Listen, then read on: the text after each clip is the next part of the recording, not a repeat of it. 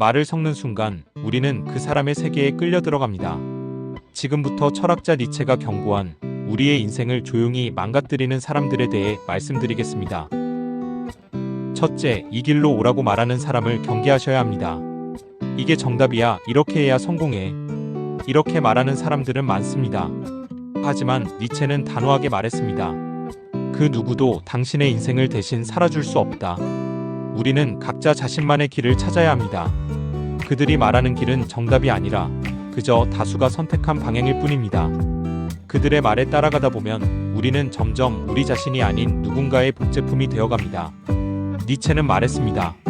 너 자신이 되어라. 다른 사람이 되려 하지 마라. 자기만의 길이 없는 사람은 결국 남의 길에서 표류하게 됩니다.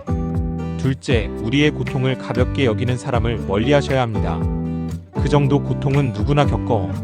그게 뭐 대단한 일이라고 그래? 이런 말은 위로가 아니라 무시입니다. 니체는 고통을 삶의 핵심이라고 보았습니다. 고통은 우리가 깨어있다는 증거이며 성장의 기회이기도 합니다. 하지만 그 고통을 무시당하는 순간 우리는 우리 자신의 감정까지도 의심하게 됩니다. 니체는 경고했습니다. 괴물과 싸우는 자는 스스로 괴물이 되지 않도록 조심하라. 무감각은 결국 우리를 괴물로 만듭니다. 우리의 아픔을 가볍게 여기는 사람과 함께할 이유는 없습니다. 셋째, 세상에 불만만 갖는 사람과는 거리를 두셔야 합니다. 하루 종일 남 욕, 사회 탓, 환경 탓을 하는 사람들이 있습니다.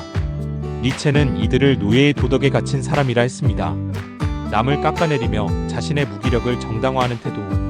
이들과 오래 함께하면 우리 역시 세상을 원망하는 습관이 생깁니다. 니체는 말했습니다. 자신을 극복하지 못하는 자는 평생 남 탓만 하며 산다. 세상을 바꾸고 싶다면 가장 먼저 자기 자신부터 깊이 들여다보아야 합니다. 넷째, 그냥 살아라는 말을 경계하셔야 합니다. 별 생각 말고 그냥 살아. 편하게. 이 말은 달콤하게 들리지만 우리를 무기력하게 만드는 말입니다. 니체는 인간을 되기 위한 존재라고 했습니다. 우리는 어제보다 나은 내가 되기 위해 살아가는 존재입니다. 하지만 그냥 살아라는 말은 그 모든 가능성과 성장을 포기하라는 말과 같습니다. 니체는 우리에게 물었습니다. 그대는 그대의 삶을 다시 살아도 좋다고 말할 수 있는가? 지금 이 순간을 다시 살아도 후회 없을 만큼 살아야 한다는 의미입니다. 다섯째, 우리의 열정을 비웃는 사람과는 말도 섞지 마십시오.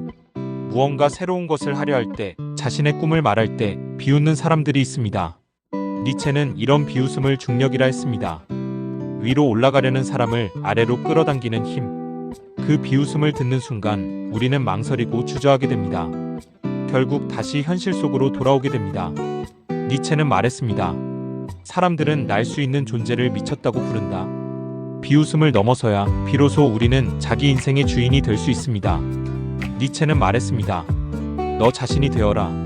하지만 그 길은 가장 고독하고 가장 어려운 여정입니다.